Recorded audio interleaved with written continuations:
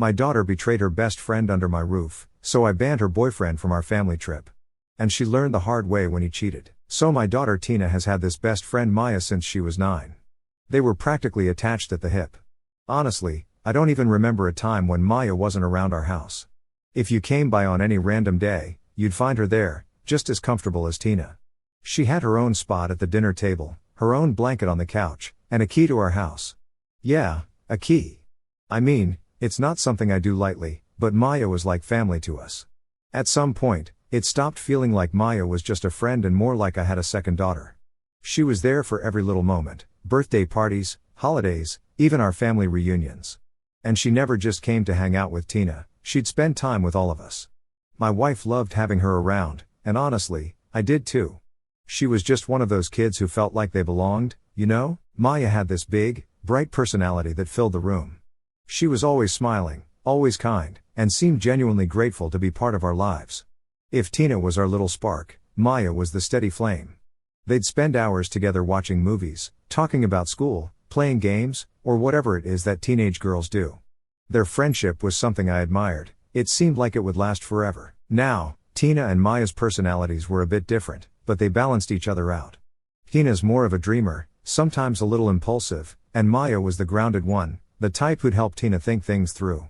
I'd always figured that Maya was a great influence on Tina because, honestly, I could see that my daughter sometimes got lost in her head. Maya was the friend who'd pull her back down to earth, keeping her level-headed. In fact, there were times when Maya would come over to the house even if Tina wasn't around. I'd come home from work, walk in, and there she'd be, chatting with my wife or hanging out with my younger son.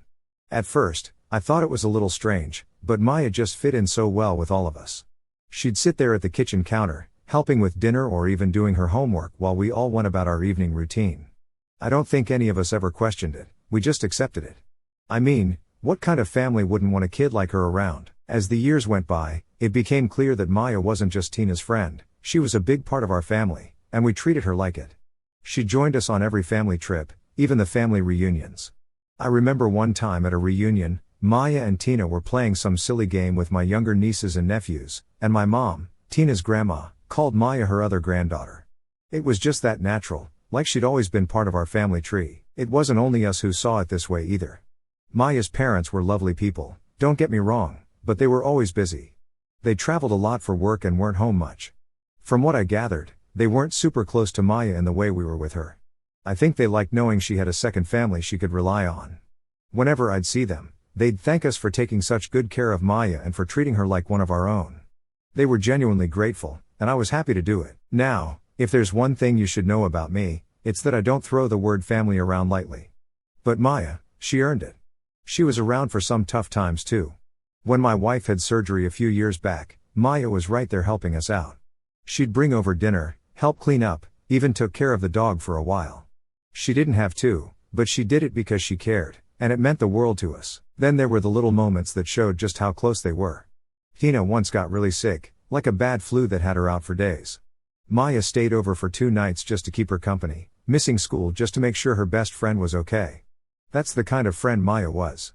She'd sacrifice her time, her own plans, just to be there for Tina and for us. Looking back, maybe I took it all for granted. I mean, I just assumed that friendship would always be there, strong and solid. Tina and Maya used to talk about their future, making plans as if nothing could ever get in the way. They dreamed about going to the same college, maybe even moving to the same city one day. It was a given that they'd always be part of each other's lives. There's something funny about how you can get used to things, and maybe I got too comfortable. I don't think I ever imagined that anything could come between them. As far as I was concerned, Maya was family, and family is supposed to stick together, right? So here's the thing, I didn't see the cracks forming, but now in hindsight, I wonder if there were small signs. I wonder if there was something more I could have done or noticed. I thought Tina and Maya's bond was unbreakable, that they'd be those lifelong friends you read about. But life has a way of throwing things at you, things you don't expect, things you don't want to believe. If I'd known what was coming, maybe I'd have done something different. Maybe I'd have had a conversation with Tina about loyalty, about values. But back then, there was no way I could have known any of this was going to happen. So for those years, Maya was part of us, and we were her second family. I believed in her, trusted her, and I had no reason not to. She'd been there through thick and thin, always a stable presence. I never thought anything could shake that. So a few months ago, Maya started dating this guy, we'll call him Jake. At first, it seemed pretty typical. She was excited, telling Tina all about him, sharing the little details you'd expect. I remember Tina seemed happy for her, even teasing her about finally getting a boyfriend. It was the usual best friend stuff, you know? No one thought much of it. Now, I'm not one to jump to conclusions or try to read too much into teenage relationships, but there was something about Jake that gave me pause. Maybe it was because I'd gotten so used to Maya just being part of our family, and suddenly she was bringing someone else around, someone who didn't quite fit. I tried not to overthink it, though, because Maya was young, and I figured she was just going through that phase we all do, right? Where you get swept up in that first serious relationship and want everyone to meet them and like them. At first, Jake only came over once or twice. He seemed polite enough, shaking my hand, making eye contact, all that good stuff. And sure, he was friendly enough, but there was just something about him that felt off to me. I don't know if it was because I was so used to Maya being this open, bubbly person, and Jake felt like this closed book. He'd answer questions, but there wasn't much personality there. Still, I didn't say anything. I figured I didn't know him well enough to judge, but then a few weeks into their relationship, Jake started coming around more often. He was over at our place so much that I'd bump into him in the kitchen or the living room. And I'll be honest, I wasn't exactly thrilled. I guess part of me was protective of Maya, even though I had no real reason to be. She was a smart girl, had a good head on her shoulders, and it wasn't my place to meddle. Still, I couldn't shake the feeling that something was off. And it wasn't just about Jake, it was also about Tina. I noticed this shift in her, like she'd suddenly become hyper-aware every time he was around. She'd glance his way a little too often, and sometimes I'd catch her staring, almost like she was lost in thought. I thought, okay, maybe she has a bit of a crush. I mean, they're teenagers, it's not the most shocking thing in the world. She was probably just curious about him since he was Maya's boyfriend, and that's normal, right? I brushed it off, but then these little things started piling up. I'd be sitting in the living room watching TV, and I'd notice Tina practically hovering whenever Jake was around. At one point, she even changed her clothes before coming downstairs, which she'd never done before. That was when I started feeling uneasy, though I still wasn't ready to jump to conclusions. One evening, Maya, Jake, and Tina were all hanging out in the backyard, laughing and talking. I glanced out the window, and something about the way Tina looked at Jake stuck with me. It wasn't the look of someone who's just casually curious, it was that look that teenagers get when they're infatuated. She was smiling, but it was this smile that had a bit too much to it. And Jake, he didn't seem to notice, or maybe he didn't care. He kept talking to Maya, not a clue on his face. It was one of those moments where I felt like a bystander, just observing something that didn't quite sit right. I didn't want to interfere because at this point, there was nothing concrete, just a weird vibe. But the vibe was strong enough that I started keeping an eye on things a bit more closely. I mean, I didn't think Tina would cross any lines, she'd never shown me anything that would make me think otherwise. But teenage feelings can be complicated, and sometimes good kids do things that surprise you. After that night, I started seeing little things that maybe wouldn't seem like much on their own. Tina would find excuses to be around Maya and Jake when they were at our place, even if she didn't have a reason to be in the same room. She'd just sort of be there. And when Jake spoke, I'd catch her listening a bit too intently, like she was hanging on to every word. It wasn't blatant or anything that anyone else would pick up on, but I'm her dad, so maybe I was just tuned in a bit more. I'll admit it bugged me. I didn't want to see my daughter falling for her best friend's boyfriend, that's a line you just don't cross. But at the same time, I couldn't exactly sit her down and say, hey, quit staring at Maya's boyfriend. She wasn't doing anything wrong, at least not technically. So I just kept watching, hoping this crush would fizzle out on its own. One night, Jake was over again, and he and Maya were sitting on the couch watching a movie. Tina was sitting on the armchair, and I could tell her attention was more on Jake than on whatever was happening on the screen. She kept glancing his way, almost like she was trying to make sense of him. I remember thinking, this isn't good. I started debating whether I should say something to her, maybe just pull her aside and remind her that some boundaries aren't meant to be crossed, even if they feel harmless. But then I thought, maybe I'm overthinking this. I mean, kids have crushes all the time, and most of them don't mean anything, they just come and go. And in the grand scheme of things, they're not a big deal. Still, I couldn't shake the feeling that something here was different. Tina's interest in Jake didn't feel like a passing phase, it felt more intentional. And that was what worried me. Looking back, maybe I should have trusted my gut and had that talk with her right then. Maybe it would have made a difference. But hindsight's 20/20, and at the time, I just kept telling myself it was a harmless crush. I figured she'd get over it, Jake would just be a temporary distraction, and things would go back to normal. So I let it be. I told myself it was just teenage curiosity and that Tina knew better. After all, she had grown up with Maya as her best friend, she knew what loyalty looked like. I believed that no matter what was going on in her head, she'd never actually let it get out of hand. Funny how things you convince yourself of can sometimes be so far from reality. So one day, out of nowhere, Maya shows up at our house like a storm. And I mean, it was intense. She came tearing down the driveway, slammed on the brakes, and before I knew it, she'd hit the corner of our garage. I remember hearing this loud bang from inside, and my first thought was, what in the world is happening? I didn't even know it was Maya at first. I just heard this loud crunch and figured someone had a bad day on the road. I rushed outside, and there she was, just standing next to her car, looking like she'd been through hell and back. Her face was pale, her hands were shaking, and her eyes were red, like she'd been crying for hours. She looked like she could barely hold herself together. The part that really got me, though, was the car itself. Her back seat was packed with boxes, and when I looked closer, I noticed they were full of Tina's things from years ago, stuff I hadn't seen in ages. Now, I didn't know what was going on yet, but I could tell this was serious. Maya is the kind of person who keeps it together, and I'd never seen her look like that.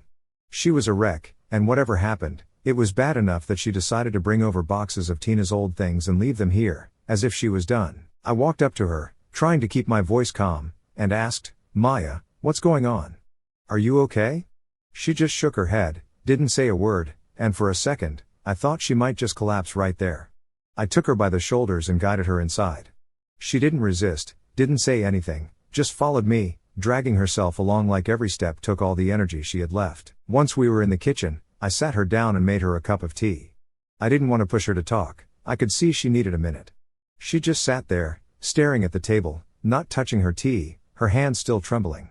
I kept glancing at her, waiting for her to say something, anything.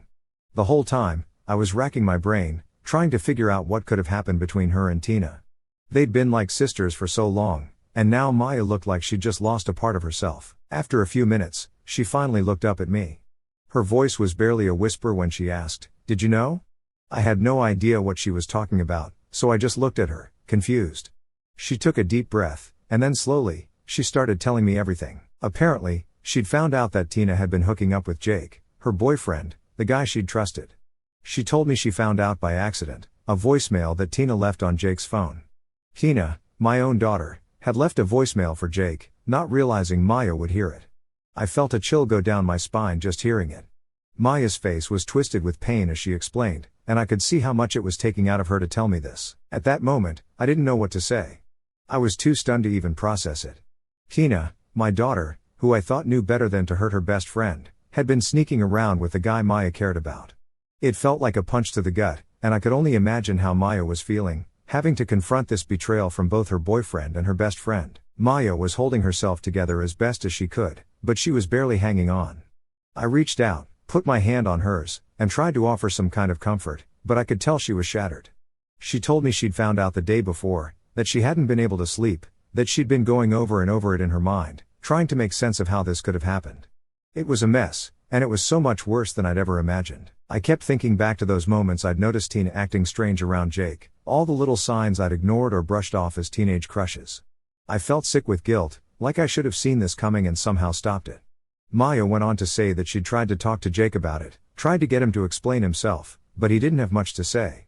He barely apologized, just brushed it off as a mistake and told her not to make a big deal out of it. Maya told me that hearing that from him hurt almost as much as finding out about the affair. It was like he didn't even care, didn't see how deeply he'd hurt her. And as for Tina, well, Maya hadn't spoken to her yet. She couldn't bring herself to face her. By this point, I could tell Maya had said all she could, and she was just sitting there, looking drained, like she had nothing left in her. I helped her carry the boxes from her car into our garage, and she left, barely saying a word. After she drove off, I stood there in the garage, staring at those boxes. It felt surreal, seeing all these little things that belonged to Tina from when she and Maya were kids, old toys, trinkets, photos, little mementos they'd collected over the years. I remembered Maya bringing over that stuffed bear for one of Tina's birthdays, and now here it was, tossed into a box like it was just some meaningless item. It was like Maya was trying to erase every memory they'd made together, and honestly, I couldn't blame her. I stayed in that garage for a long time, thinking. I didn't know what to feel, anger, disappointment, sadness, it was all there, tangled up in one big mess. I couldn't shake the image of Maya's face, how devastated she'd looked. She wasn't just losing a boyfriend, she was losing a best friend, someone she'd grown up with, someone she trusted. And knowing that my daughter was the cause of that pain, it was hard to stomach. When I finally walked back into the house, my wife could tell something was wrong, but I couldn't bring myself to explain just yet. I needed time to wrap my head around what I'd just heard. I needed to figure out how I was going to confront Tina and what I was even going to say. Because whatever had happened, I knew one thing for sure, things were never going to be the same. I had no idea how I was going to confront Tina. I felt like my head was spinning just thinking about it. How do you even bring something like this up? I spent the whole night going over what Maya had told me, piecing together the little things I'd noticed but brushed off, the glances, the way Tina acted whenever Jake was around. It all came rushing back, clear as day now. I felt sick thinking about it, knowing I'd ignored my gut when it was practically screaming at me. The next evening, when Tina got home, I knew it was time. She walked in, all smiles, acting like nothing was wrong. I could feel this heavy pit in my stomach. I didn't want to believe my own daughter could do something like this to her best friend. It was like there were two sides of me clashing, the father who'd always been proud of his kid and the guy who just heard something he couldn't ignore. I told her we needed to talk, and she just looked at me, a little confused, maybe even nervous. She sat down across from me in the kitchen, and for a second, I felt like I was about to have one of those regular dad talks about school or curfew. But this wasn't anything like that, so I just came out with it. I said, "Tina, I need to know what's going on with you and Jake." For a second, she froze. Her smile faded, and there was this flicker in her eyes, something like fear or guilt. It was quick, but I caught it. She tried to brush it off, playing innocent. "What do you mean, Dad?" she asked, sounding all casual, like she didn't have a clue what I was talking about, but I wasn't having it. I told her I'd spoken to Maya, that Maya had come over in tears, telling me everything she'd found out. Tina's face went pale, and I could see her confidence slipping.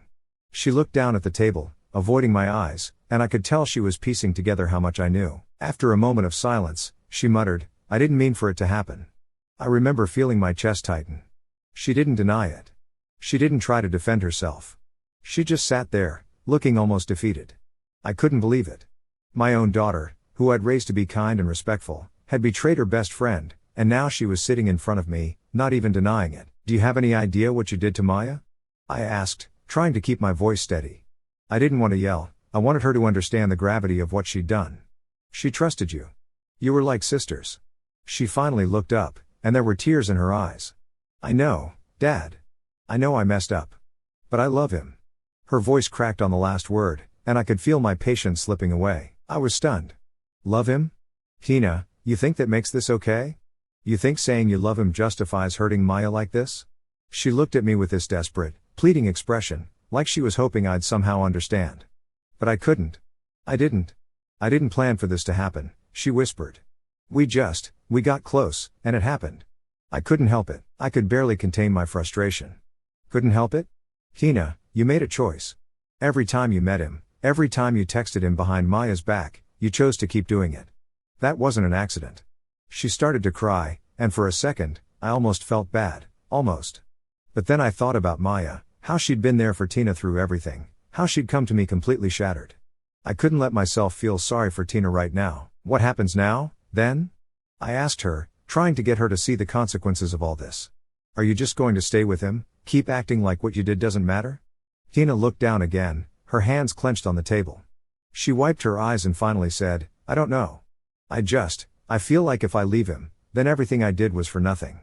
I've already hurt Maya. It's too late to fix that. But if I don't stay with him, then I ruin 2 relationships for no reason. Her words hit me like a slap. It was like she was admitting she'd done something terrible but was still trying to rationalize it. I could hardly believe what I was hearing. So you're staying with him out of guilt? I asked, shaking my head. That's how you're justifying this?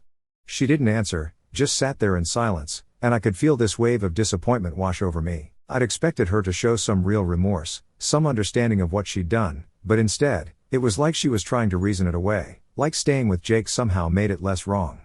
Tina, you can't just move on like nothing happened, I told her. Maya was your best friend. You can't undo what you did, but you could at least show her some respect by admitting you were wrong. This whole thing, it's selfish, and it's cruel. She started crying harder, covering her face with her hands, but I wasn't in a place to comfort her. I couldn't just brush this under the rug and act like everything would be fine. Seeing her like this, seeing how she justified everything to herself, made me realize just how far she'd strayed from the person I thought she was. After a long silence, I finally said, "You need to make things right with Maya. I don't care how hard it is or how awkward it might be. You owe her an apology at the very least. She deserves that much." Tina nodded, but it was a weak nod, like she was only agreeing because she knew I wouldn't let it go. I felt drained, disappointed, and honestly heartbroken. This wasn't the kid I'd raised, the girl I'd spent all these years being proud of. I didn't know who she was right now, but I knew that I couldn't look at her the same way anymore. I stood up, feeling this heavy weight in my chest, and told her, "I hope you think long and hard about this, Tina, because I don't know if Maya will ever forgive you. And honestly, I don't know if I can either." With that, I walked out, leaving her sitting alone in the kitchen. The silence in the house was deafening, and I could feel this ache deep in my chest. I'd never imagined I'd be so disappointed in my own child that she'd turn into someone I didn't even recognize. As I went upstairs, I couldn't shake the thought that maybe I'd missed something along the way, something that could have stopped all this from happening. But it was too late for that now. A few months had passed since everything went down with Tina and Maya, but things hadn't exactly gone back to normal. Our family was still shaken up from the whole mess, and honestly, I was still struggling to look at Tina the same way. She was my kid, and I loved her, but this situation was like a dark cloud hanging over us. Around that time, we were getting ready for a big family vacation. We'd planned it months in advance, a trip to a beach resort where we could all unwind, relax, and just enjoy some time together. I'd been looking forward to this trip for a long time. My wife and I had saved up, booked a nice place, and arranged everything so that the whole family could have a great time. And by whole family, I mean everyone, but Tina's boyfriend Jake. I knew this decision would stir things up, but I didn't care. I couldn't stand the idea of being around that guy, acting like he hadn't played a part in tearing our family apart. My other kids were bringing their partners, and normally I'd have been fine with that, but this wasn't a normal situation. I didn't want to spend a single minute of my vacation looking at Jake, being reminded of everything that had happened. So I told Tina straight up, her boyfriend wasn't invited. She looked at me like I'd just told her we were canceling Christmas. At first, she seemed stunned, like she couldn't believe what I was saying. Then slowly, her expression shifted from shock to anger. "What? Are you serious, Dad?" she asked, her voice already shaking with frustration. "You're really not going to let him come?" I looked her straight in the eyes and said, "Yes, I'm serious. I don't want him there, Tina. I want this to be a peaceful trip, and having him around isn't going to make that happen." She stared at me, probably waiting for me to back down, but I held my ground. I could see the frustration building up in her, and I knew this was going to be a fight, but I wasn't about to bend on this one. I'd already compromised enough, trying to let her figure things out after what she did, but this trip was supposed to be a chance to reconnect as a family, and I wasn't going to ruin it just to make her feel comfortable. "You're punishing me," she said, her voice getting louder. "This is ridiculous. When are you going to forgive me, Dad? It's been months. When are you going to stop holding this over my head?" I took a deep breath, trying to keep calm, but her words stung. I told her, "Tina, this isn't just about punishment. This is about choices. You made your choice to be with him. I'm making mine by not inviting him on this trip. It would be one thing if you'd made a mistake and tried to make things right, but you're still with him. That shows me you don't even feel sorry for what happened." She was fuming at this point, pacing back and forth, her hands clenched into fists. "You're acting like I don't care, but I do, Dad. I messed up, okay?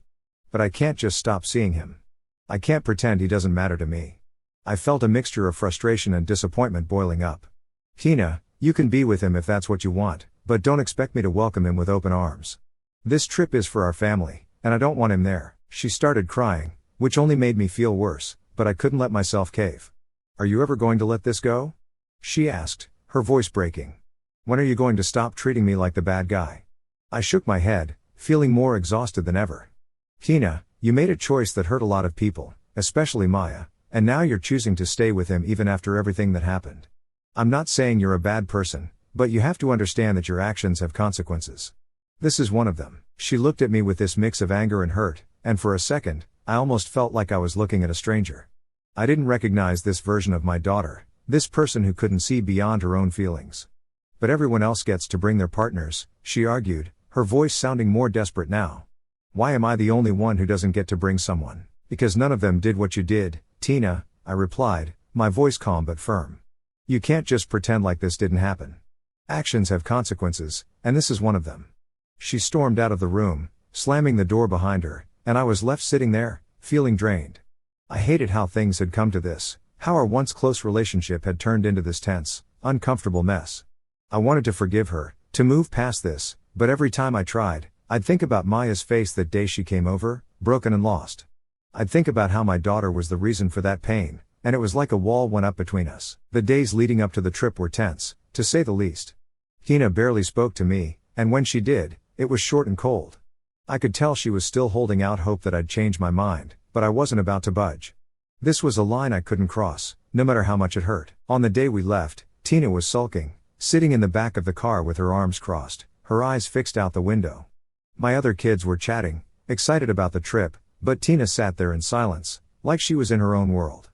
Part of me wanted to say something, to try and fix things, but I knew there was nothing I could say that would change how she felt. She was angry, and honestly, I understood why, but that didn't mean I was going to let her walk all over me just because she didn't like my decision. When we got to the resort, Tina kept to herself for most of the trip, only joining us for meals and the occasional family activity. She'd show up, put on a polite smile, and then slip back into that cold, distant attitude. It hurt seeing her like that, knowing our relationship had been so damaged, but I still felt like I'd made the right call. I wasn't about to let one bad decision wreck this trip for everyone. In the end, the vacation was nice, but there was always that tension lingering in the background.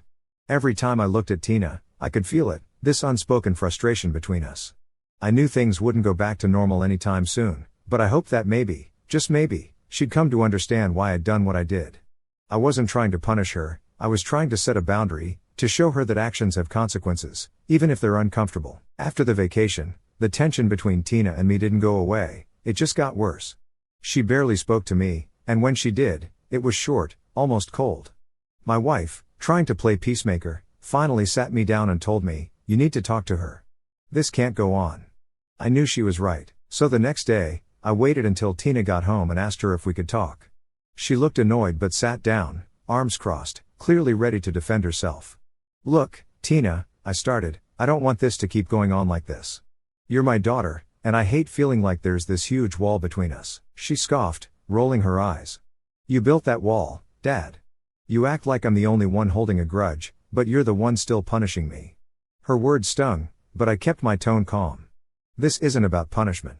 You hurt someone you were close to, someone who trusted you, and then you stayed with him like it didn't matter.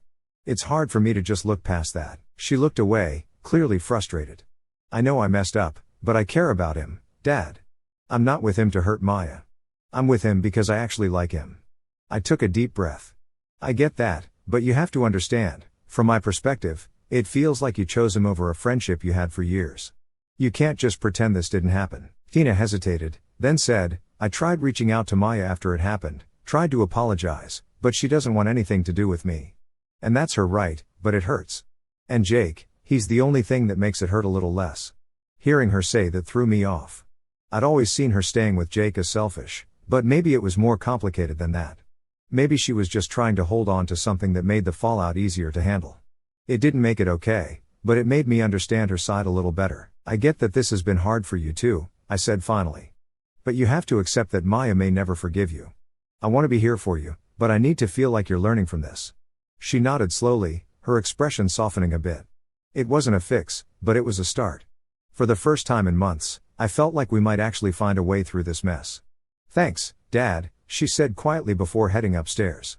It was just a small gesture, but it gave me a sliver of hope. We still had a long way to go, but I was willing to try if she was. A few weeks after our talk, things were finally starting to feel a bit more normal.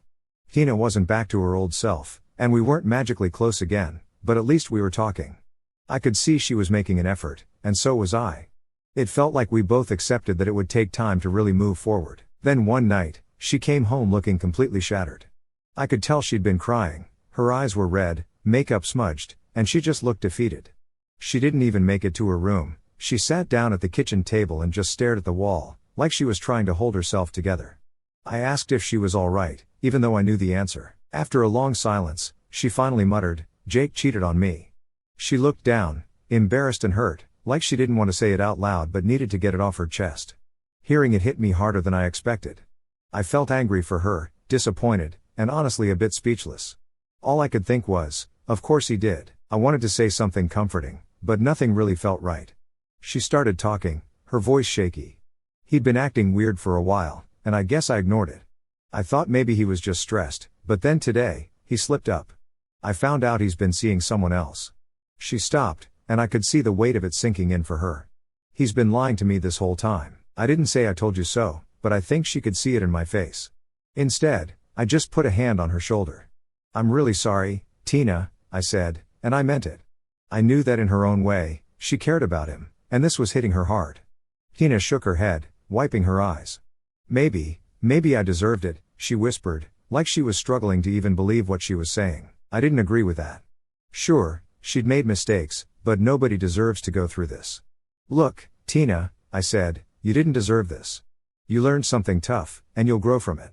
But don't think you brought this on yourself. What he did says more about him than it does about you. She nodded, looking a bit more at peace. It wasn't an easy lesson, but maybe, just maybe, it was one she needed.